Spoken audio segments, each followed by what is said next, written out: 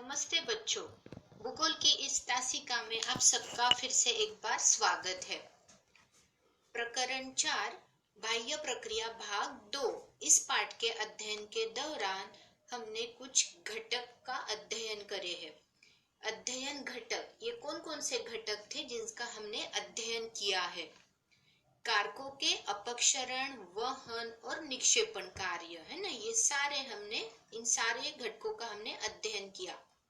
नदी के कार्य और भूरूप, उसी प्रकार हिमानी के कार्य और भूरूप, पवन के कार्य और भूरूप उसी प्रकार समुद्र की लहरों के कार्य और भूरूप, भूजल के कार्य और भूरूप। इसी प्रकार हमने बाह्य प्रक्रिया भाग 2 इस पाठ का अध्ययन पूर्ण किया है। तो आज के इस तासिका में हम प्रश्न उत्तर या स्वाध्याय की ओर चलते हैं। और मैं ऐसी अपेक्षा करती हूँ कि आप ये स्वाध्याय अपनी नोटबुक, मतलब प्रैक्टिकल नोटबुक जो है अपना, उसमें पूरा लिखेंगे। अब प्रश्न नंबर पहला है अपना, निम्नलिखित में से उचित कथन पहचानिए और लिखिए। तापमान कक्षा की पवन कार्यों को सहायता होती है, ये उचित है। दूसरा है अपना, मरुस्थलीय प्रदेश में नदी का कार्य अन्य कारकों की अपेक्षा प्रभावशाली होता है। मरुस्थल में नदी का कार्य होता है या पवन का, है ना, पवन का कार्य होता है। तो ये विधान है अनुचित। मरुस्थलीय प्रदेश में पवन का कार्य अन्य कारकों की अपेक्षा प्रभावशाली होता है। इस प्रकार तीसरा वाला, भूजल का कार्य मृदु चट्टानों के प्रदेशों में अधिक होता है, ये उचित विधान है। उसके बाद पवन का कार्य क्षेत्र नदी, हिमानी, समुद्री लहरें, इनके जैसा सीमित न होकर चारों ओर होता है, यह विधान भी उचित है। तो चलिए आगे बढ़ते हैं हम। प्रश्न क्रमांक दूसरा, निम्नलिखित में से गलत कथन, इसमें क्या करना है हमने को, गलत कथन कौन सा है वह पहचान कर उसे सुधार कर फिर से लिखना है। तो पहला अपना कथन है, हिमानी की ऊपरी सतह की बर्फ तलहटी भाग की बर्फ की अपेक्षा अधिक गति से आगे जाती है। यहाँ पर हम दो शब्दों की तरफ ध्यान देंगे। कौन सी सतह?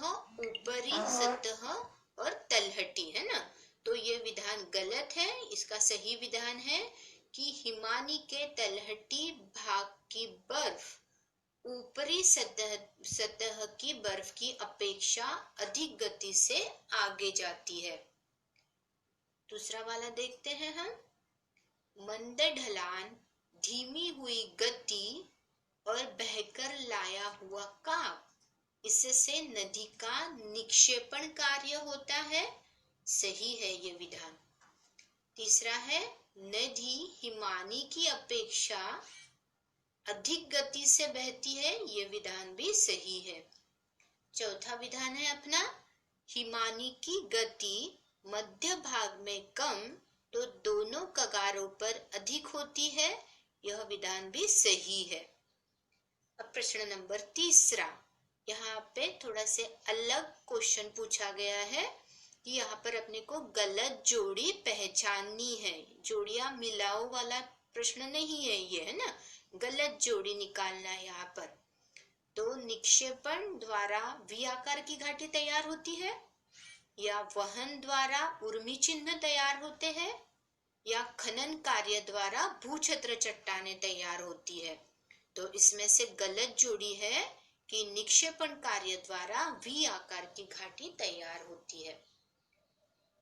प्रश्न नंबर चौथा, हमें यहाँ पर कुछ आकृतियां दिखाई दे रही है, उसमें हम देख पा रहे हैं भूरूप, है ना, कि वी आकार की घाटी नहीं, आपको ये भूरूप पहचानने हैं। निम्न आकृतियों में भूरूप कौन से हैं ये आपको पहचानने हैं। तो आप लोग अच्छे से पहचान ही लेंगे, है ना। यहाँ पे हमें दिख रहा है ये कौन सी घाटी है, यह वी आकार की घाटी है ना, हम काफी अच्छी तरह से देख पा रहे हैं यहाँ पर।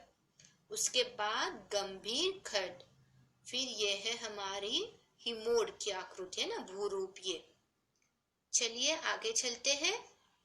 ये भी प्रश्न कुछ अलग है।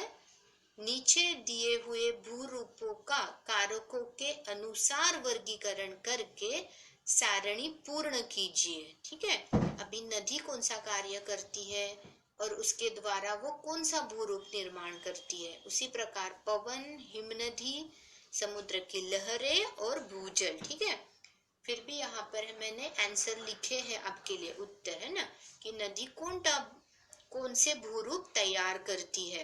नदी द्वारा जलप्रपात, डेल्टा प्रदेश और जल जगर्तिका है ना, ये भूरूप तैयार होते हैं।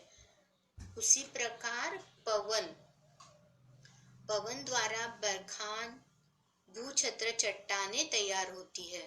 हिमनदी द्वारा हिमगह्वर, गिरिशृंग और चट्टान हिमोट तैयार होते हैं। सागरी लाटा उसके कारण खार कच्छ और पुलीन। उसके बाद भूजल द्वारा विलेरंध और लवण स्तंभ। इसके बाद प्रश्न नंबर 6 है अपना। यहाँ पे पूछा गया है निम्नलिखित प्रश्नों के संक्षेप में उत्तर लिखिए।